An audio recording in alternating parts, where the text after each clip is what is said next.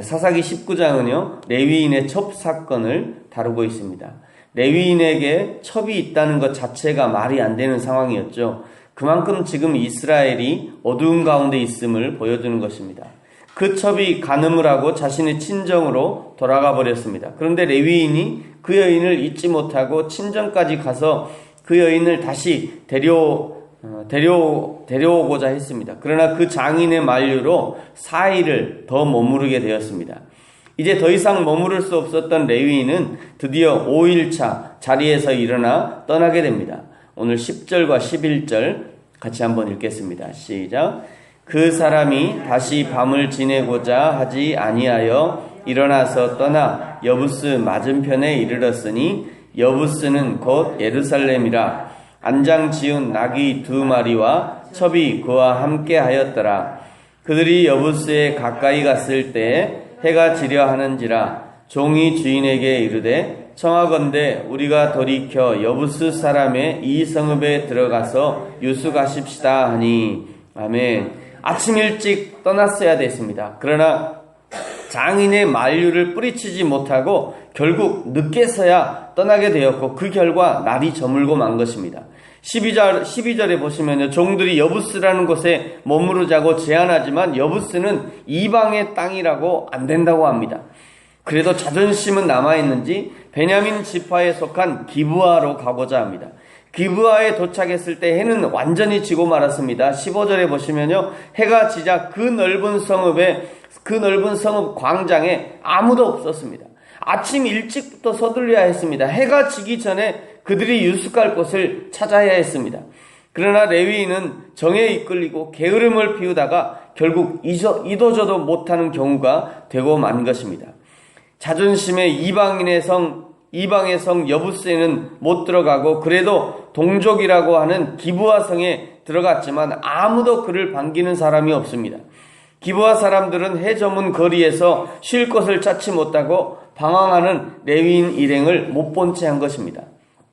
나그네와 손님에게 음식을 주고 접대하는 것이 하나님의 백성들에게 마땅한 삶의 방식이었지만 지금은 그들을 접대하는 자가 아무도 없는 것입니다. 나그네를 보면 길에서 자게 하지 않고 기꺼이 자신의 문을 열어주었던 욥과 같은 경건은 이제 이 시대에 찾아보기 어려운 일이 되어버린 것입니다. 예수님께서 탄생하시던 날도 마찬가지였습니다. 양수가 터진 마리아를 안고 빈 방을 찾는 요셉에게 아무도 방을 내어주지 않았던 것이죠. 모른 채 한 것입니다. 한 생명보다 자신들의 이익이 먼저였던 것입니다. 지금 대한민국은 그리스도인 인구가 수천만이라고 말을 합니다. 일본인들이 한국에 와서 가장 신기한 것이 그 수많은 서울에서 지하철 2호선을 타고 다니면서요, 그 수많은 빨간 십자가 도대체 저게 뭔가 하고 깜짝 놀랍니다. 일본은 뭐 교회도 없지만 빨간 십자가는 볼 수가 없습니다. 빨간색으로 안 하니까요. 근데 우리나라는 그냥 저녁만 되면 빨간 십자가가 온 서울을 다 뒤덮지 않습니까? 이번에도 오는 일본 팀들도 마찬가지일 것입니다. 서울에서도 놀라겠지만 이 광주에 오면 더 놀랄걸요. 광주는 전국에서도 2번째 가라면 서러울 정도로 교회가 많은 지역이 아닙니까? 이렇게 기독교 인구가 많은 우리는 과연 얼마나 외인과 나그네를 선대하고 있습니까? 성탄절이 되면 오늘 이제 아침에 불 켜느라고 나가보니까 비가 부슬부슬해요. 조금만 있으면 이게 눈으로 바뀌겠다, 그런 생각이 들더라고요. 여러분, 성탄절이 되면 많은 교회에서 빈 방 없습니까? 라는 그 뮤지컬을 공연합니다. 유초등부 아이들도 이렇게 연습시켜서 빈 방 없으니까 마리아도 막 시키고 예수님도 쬐끄마한 인형 안고 막 이렇게 하는데요.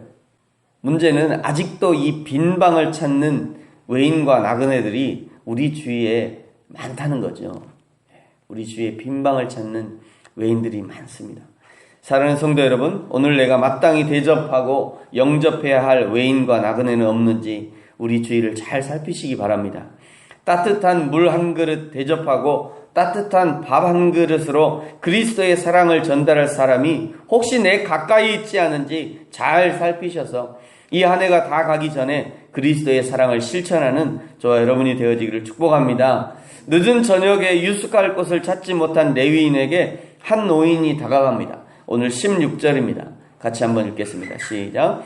저녁 때에 한 노인이 밭에서 일하다가 돌아오니 그 사람은 본래 에브라임 산지 사람으로서 기브아에 거류하는 자요 그곳 사람들은 베냐민 자손이더라. 아멘. 오늘 성경은 이 노인의 배경을 자세히 설명하고 있는데요. 이 노인 역시 에브라임 산지 사람이었고 기브아에 거류하는 사람이었다고 오늘 성경이 소개하고 있습니다. 이 노인이 기브아 사람인데 이 노인은 기브아 사람도 아닌데 기브아에 온 나그네를 극진히 대접하고 있는 거예요. 20절과 21절도 같이 한번 읽습니다. 시작. 그 노인이 이르되 그대는 안심하라. 그대의 쓸 것은 모두 내가 담당할 것이니 거리에서는 유숙하지 말라 하고 그를 데리고 자기 집에 들어가서 나귀에게 먹이니 먹고 마시니라. 아멘. 기브아 주민들도 행하지 않는 선한 일 말이죠. 그 땅에 거류하는 나그네로 빌붙어 사는 사람이 행함으로써 그 땅 사람들을 부끄럽게 하고 있는 것입니다. 지금 이 시대도 마찬가지죠. 그리스도인들이 해야 할 마땅한 일을 그리스도인들이 하지 않으면 오히려 불신자들이 그 일을 행함으로 그리스도인들을 부끄럽게 하는 것입니다. 그리스도인들이 사랑을 실천하지 않으면 그 선한 일은 불신자들의 차지가 될 것입니다. 그리스도인들이 생명의 복음을 가지고 전하지 않으니까 이단 사이비들이 출몰하는 것이에요. 며칠 전에 제가 말씀드렸습니다만 지리산 왕시루봉, 지리산 왕시루봉을 처음에 발굴했던 사람이 누구냐면 화엄사의 주지라고 그래요. 화엄사 사람. 화엄사의 중이. 우연히 지금 이제 관리하는 권사님이 화엄사 앞에서 찻집을 했대요. 권사님인데, 목사님 딸인데, 화엄사 앞에서 찻집을 한 거예요. 그때 이제 신앙이 없어가지고. 신앙이 없어서 이렇게 하고 있는데, 마침 이제 그때 마침 신앙을 회복해서 막 교회 오고 다니고 있는데, 주지랑 아주 친하게 지냈나 보죠. 그러더니, 그 주지가 와가지고, 야, 너 저기 화엄사 저기 왕시루봉에 옛날 선교사들이 살던 데가 있다는데 너 그거 아냐? 그랬더니 저 처음 듣는 얘기인데요. 그랬더니 그 주지가 하는 말, 손가락을 이렇게 하면서 니네가 그러니까 안 되는 거야. 니네한테 얼마나 좋은 중요한 그건데 세상에 그렇게 아무도 안 돌아보냐 어떻게? 그 얘기 들으면서 아주 이분이 충격을 받으셔가지고 그때부터 이 권사님이 거기를 관리하기 시작했다고 그래요. 아무도 안 돌아본 거예요. 그 중요한 유적을. 그러니까 기독교인이 안 하면 세상 사람들이 먼저 하고요. 우리를 비웃는 거예요. 우리가 전도하지 않으면 다 이단으로 가는 거예요. 이단으로 가고 이단 간다고 뭘 할 것이다. 우리가 안 붙으니까 그리 가는 거죠. 우리는 정통이요 하면서 정통만 붙들고 있지 영혼은 안 붙들어요. 그것이 문제인 거죠. 영국에서는요, 어제도 이 다큐를 봤습니다만, 영국에서는 교회에서 예배하지 않으니까 수백 년 된 교회들이 술집에 팔려서요, 십자가가 걸려 있어야 될 거기에 큰 맥주 광고가 이게 걸려 있고요. 거기서 밤만 되면 그냥 남녀들이 모여서 그냥 술 마시고 파티하고 놀고 그런 일들이 일어나는 거예요. 한국 기독교의 부흥의 원천이 어디 있는가? 라고 묻는 일본인들에게요. 한국에서, 서울에서 사역하는, 저도 이제 그 목사님을 잘 압니다만, 서울에서 사역하는 그분이 일본 분인데 이미 한국에서 한 35년을 이렇게 목회자를 하고 있어요. 한국에 사는 일본인들을 목회하는 거예요. 한국에 있는 일본인 교회 목회를 35년째 하고 있는데 그 목사님이 그러셨어요.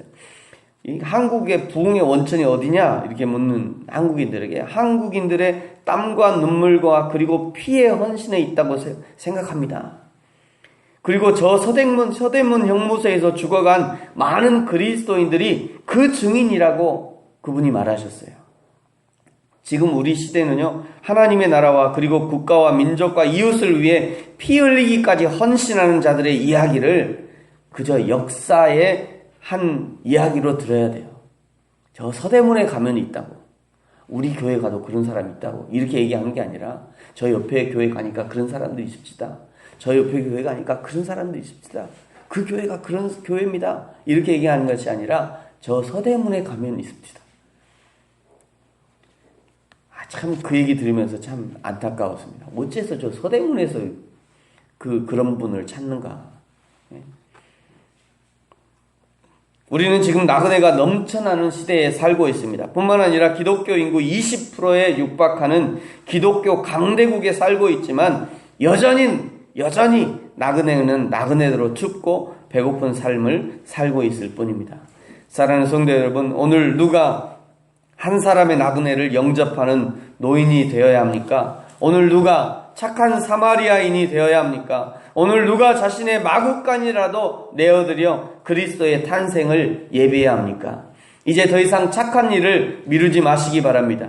이제 더 이상 나그네를 보고도 눈 감지 마십시오. 강도 만난 자의 상처를 싸매주라고 오늘 나에게 만나게 하시는 것입니다. 나그네를 영접하고 대접하라고 오늘 나그네를 만나게 하시는 거예요.